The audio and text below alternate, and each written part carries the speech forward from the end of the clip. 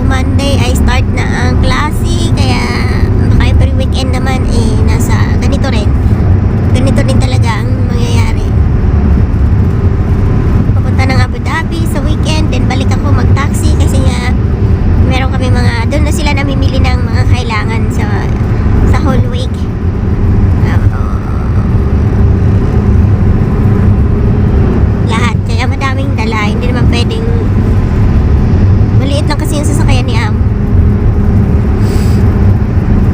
Kaya nagta-taxi kami every uwi namin dito sa Dubai.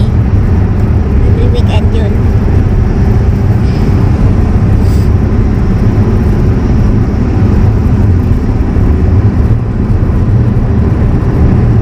Dami dito.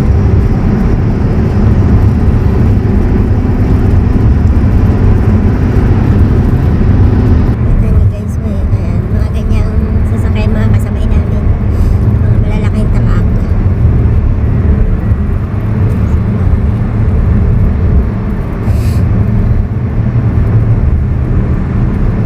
Naira ang search hall.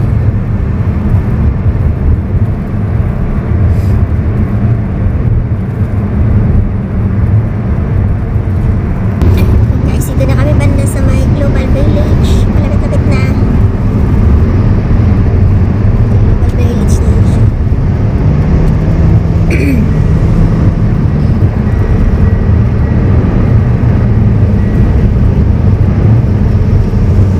Natakpan dami sa sakyan na yung Global Village.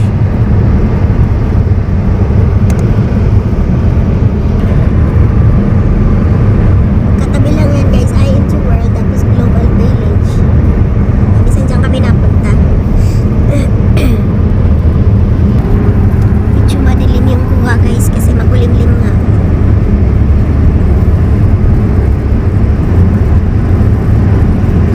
Makulimlim ang panahon.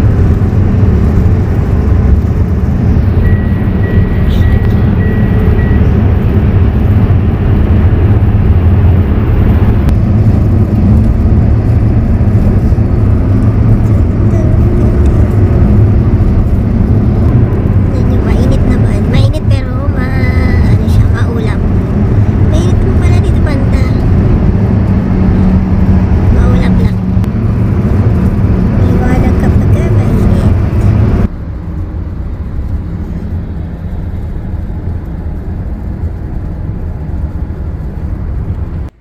Okay guys, nakarating na din.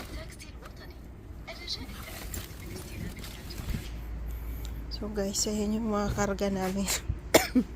Nabulmul pa yan, yan. So, ayan guys, hanggang dito na lang yung aking vlog at ako'y mag-aayos dahil kami ay aalis din. So, bye bye!